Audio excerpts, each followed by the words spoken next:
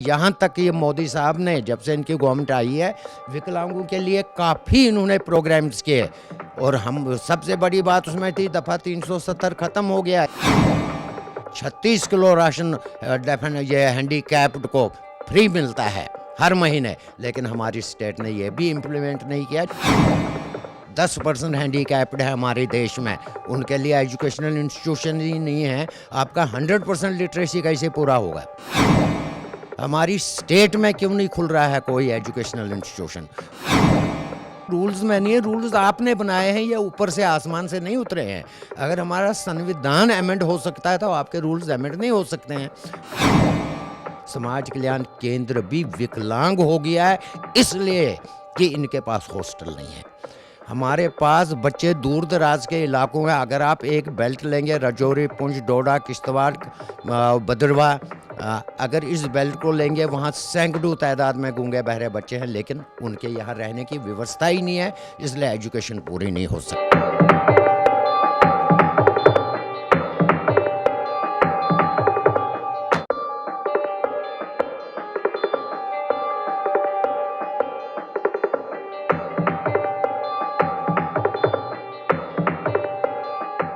कहा जा रहा था 370 निरस्त होने के बाद जम्मू कश्मीर में विकास ही विकास हमें देखने को मिलेगा। प्रधानमंत्री नरेंद्र मोदी की बात करें, उन्होंने कई नारे दिए। उन्होंने ये भी कहा था सबका साथ सबका विकास। क्या वाकई ऐसा हो पा रहा है? आज हम सरकार का ध्यान केंद्रित करने जा रहे हैं स्पेशल एबल्ड बच्चों की तरफ। क्या उनके साथ विकास हो पा रहा है? क्या उनको राइट्स मिल पा रहे हैं? इन्हीं पहलुओं पर आज मेरे साथ चर्चा करने के लिए मेरे साथ मौजूद हैं रोशन भांजी, जो एक NGO चलाते हैं, डेफ एंड डम विद्यार्थियों को शिक्षा प्रदान करते हैं। और दुर्भाग्य की बात है कि जम्मू कश्मीर में केवल और केवल एक ही स्कूल है जिसको ये 1981 से चला रहे हैं। क्या समस्या इनके विद्यार्थियों को आ रही है? आइए जानने का प्रयास करते हैं। सर, बहुत बहुत स्वागत है आपका। थैंक्स सर, अपने स्कूल के बारे में बताइए और अपने विद्यार्थियों के बारे में बताइए, और ये बताइए क्या क्या समस्याएं 370 निरस्त होने के बाद भी आप फेस कर रहे हैं। ऐसा है कि 1947 में जब हमारा देश आज़ाद हुआ, उस वक्त हमारी अर्स्टवाइल JND के स्टेट में, जिसमें लद्दाख भी तब था, इसमें चंद स्कूल थे, प्राइमरी स्कूल, चंद मिडिल स्कूल थे, चंद हाई स्कूल और हायर सेकेंडरी। लेकिन अगर आज आप देख लेंगे, आज ये स्कूलों की तादाद हज़ारों में है। लेकिन अफसोस ये कि हमारे जो डिसेबल्ड बच्चे हैं, विकलांग बच्चे, इनके लिए आज तो कोई स्कूल ही नहीं खोला सरकार ने। एक NGO यहाँ JND के समाज कल्याण केंद्र है, जिन्होंने एक पहल की 1981 में, कम से कम गूंगे बहरे बच्चे जो हैं, सुनने और बोलने से वंचित हैं, उन बच्चों के लिए एक छोटे से कमरे में, ऐसे राजा डक्की में एक कमरे में स्कूल स्टार्ट किया। और मैं फख्र से कह रहा हूँ आज वो स्कूल एक हायर सेकेंडरी स्कूल है, जो इस वक्त भी Jammu and Kashmir union territory में एकमात्र हायर सेकेंडरी स्कूल है। आपको नहीं लगता कि और स्कूल भी होने चाहिए? मैं कहता हूँ जितनी भी कैटेगरीज, 21 कैटेगरीज हैं डिसेबल्ड की, जिसमें मेन है deaf and dumb, blind, mentally retarded, orthopedically handicapped, autistic children, dyslexic children, जो मेन हैं। किसी भी के लिए कोई भी स्कूल नहीं है सिवाय ब्लाइंड स्कूल के, जो 25 बच्चों का था, अब 50 पर हो गया। वो भी 1962 से सोशल वेलफेयर ने अंडरटेक किया था। उसके अलावा कोई प्रोग्राम नहीं है। वो स्कूल 62 का बना है और अभी तक 8वीं तक ही मिडिल स्कूल ही है। लेकिन हमारी जो ऑर्गेनाइजेशन है समाज कल्याण केंद्र, इसके एफर्ट्स से 1981 में मार्च में स्टार्ट हुआ स्कूल, और 1912 में एक हायर सेकेंडरी स्कूल की शक्ल तैयार कर गया है। सर, जैसे कि गवर्नमेंट जो है न्यू एजुकेशन पॉलिसी की तरफ इशारा कर रही है, न्यू एजुकेशन पॉलिसी जो है इंट्रोड्यूस हो रही है, तो आपको नहीं लगता जो स्पेशल एबल बच्चे हैं उनके लिए भी कोई स्पेशल पॉलिसी यहाँ पर इंट्रोड्यूस होनी चाहिए?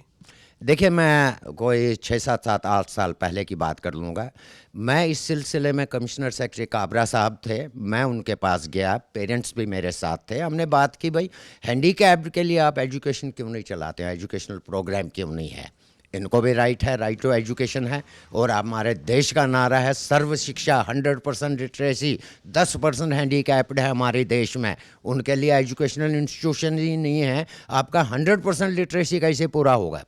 और दूसरा, हमारी स्टेट में क्यों नहीं खुल रहा है कोई एजुकेशनल इंस्टीट्यूशन? उन्होंने कुछ ऑफिसर्स भी एजुकेशन डिपार्टमेंट वगैरह, लॉ डिपार्टमेंट के, वहाँ पर कुदरती आए थे। उनसे काबरा साहब ने सवाल पूछा, भाई है कोई प्रोविजन स्पेशल स्कूल्स का?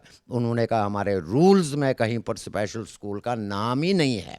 मैंने तब भी उनको कहा था, मैंने कहा रूल्स में नहीं है, रूल्स आपने बनाए हैं, ये ऊपर से आसमान से नहीं उतरे हैं।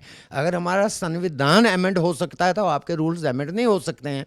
उन्होंने कहा हम कोशिश करेंगे, उस कोशिश में उनका पोर्टफोलियो चेंज हो गया, तो इसलिए कोई स्कूल नहीं खुला। मैं ये कह रहा हूँ कि समाज कल्याण केंद्र ने ये जो कदम उठाया है बहुत अच्छा कदम है, लेकिन समाज कल्याण केंद्र भी विकलांग हो गया है इसलिए कि इनके पास हॉस्टल नहीं है।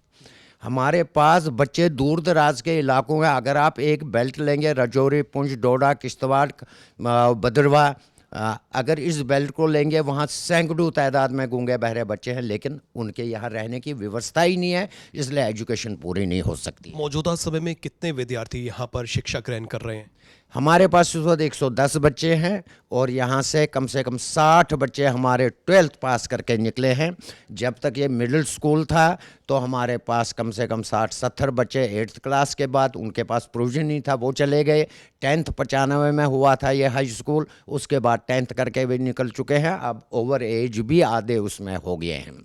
सरकार की तरफ से इनके लिए कोई प्रोग्राम नहीं है। इनके लिए क्या, किसी भी डिसेबल्ड के लिए आप देख लीजिए, अगर सेक्रेटरीट जाना है एक ऑर्थोपेडिकली हैंडीकैप्ड को, रैंप सी नहीं है। एक ब्लाइंड ने जाना है, उसके लिए कोई व्यवस्था नहीं है जाने की। यानी सरकार की तरफ से कुछ नहीं हुआ। यहाँ तक ये मोदी साहब ने, जब से इनकी गवर्नमेंट आई है, विकलांगों के लिए काफ़ी इन्होंने प्रोग्राम्स किए, और हम सबसे बड़ी बात उसमें थी दफ़ा 370 ख़त्म हो गया। यानी सरकारी कानून जो पार्लियामेंट बनाएगा वो यहाँ तक भी पहुँचेगा, लेकिन अफसोस से कहना पड़ता है कि हम अभी भी उसी दफ़ा 370 में ही जूझ रहे हैं। इनके लिए जितने भी प्रोग्राम सेंटर ने किया, यहाँ एक भी लागू नहीं हुआ। यहाँ तक कि राशन 36 किलो राशन ये हैंडीकैप्ड को फ्री मिलता है हर महीने, लेकिन हमारी स्टेट ने यह भी इम्प्लीमेंट नहीं किया, जबकि हम काफ़ी अफसरों से मिले, बहस मुबासे भी हुआ है। जैसे कि यूटी बन चुकी है, यूटी के बाद जिस तरह से आपने भी इशारा किया कि केंद्र के कानून यहाँ पर लागू होने चाहिए, क्या अड़चन आ रही है? क्यों नहीं केंद्र के कानून यहाँ पर लागू हो पा रहे हैं? ये पॉलिटिकल, मैं ये कहूँगा इट्स अ पॉलिटिकल स्टेट। यहाँ पर लागू नहीं हो रहे हैं, इसकी वजह सरकार में बैठे बड़े बड़े अफसर जान सकते हैं, हम तो नहीं कह सकते। हम सिर्फ यही कहेंगे कि इनके लिए कोई प्रोग्राम अभी तक यहाँ नहीं हुआ। अगर केंद्र सरकार की तरफ से यहाँ पर कोई प्रोविजंस लाए जाते हैं, योजनाएं लाई जाती हैं, क्या क्या लाभ इन विद्यार्थियों को, ऐसे बच्चों को मिल सकता है? देखिए जी, एजुकेशन का लाभ इनको मिल सकता है। ये नौकरियों में इनका 1% रिजर्वेशन कोटा है, यानी 4% टोटल है, जिसमें डेफ का 1% है, ब्लाइंड का 1% है, लेकिन वो भी नहीं मिल रहा है। यहाँ कोई सेंट्रल लॉ यहाँ पर अभी तक इम्प्लीमेंट नहीं हुआ और उम्मीद भी नहीं है कि हमारे होते हुए ये होगा। अपील क्या करना चाहते हैं माननीय प्रधानमंत्री नरेंद्र मोदी से और एलजी मनोज सिन्हा जी से? हम इन बड़े नेताओं से यही कहेंगे कि इन बच्चों का एजुकेशनल, सोशल और इकोनॉमिक रिहैबिलिटेशन कीजिए। ये भी अच्छे नागरिक बनना चाहते हैं, ये भी एक आम आदमी की तरह एक इज्जतदार ज़िंदगी जी सकते हैं, एक अच्छे नागरिक बनकर मॉरली ये साउंड बन सकते हैं, बशर्ते कि इनकी एजुकेशन, इनके लिए ITI, स्पेशल ITIs खोले जाएं, पॉलिटेक्निक्स खोले जाएं। अगर इनको वहाँ तरबियत मिलती है, नौकरी के पीछे नहीं भागेंगे, अपने एंटरप्रेन्योरशिप खोलेंगे और नॉर्मल को भी अपने साथ एम्प्लॉयमेंट देंगे। बहुत बहुत शुक्रिया। जी हाँ, गवर्नमेंट जो है तरह तरह के प्रोविजंस ला रही है, लेकिन यहाँ पर वो प्रोविजंस ग्राउंड पे नहीं पहुँच पा रहे हैं। इसके लिए चेक एंड कंट्रोल भी सरकार को करना होगा। सरकार बड़े बड़े दावे करती है, लेकिन वो दावे कहीं ना कहीं खोखले साबित हो रहे हैं। हम माननीय प्रधानमंत्री नरेंद्र मोदी जी से अपील करेंगे कि इन बच्चों की तरफ विशेष ध्यान दिया जाए। ये बच्चे वही हैं जो विश्व में लोहा मनवा रहे हैं। हाल ही में इसी स्कूल के बच्चों ने विश्व में चैंपियनशिप जो है वो जीत कर इस स्कूल का नाम रोशन किया था, लेकिन जम्मू कश्मीर में इकलौता यही स्कूल है।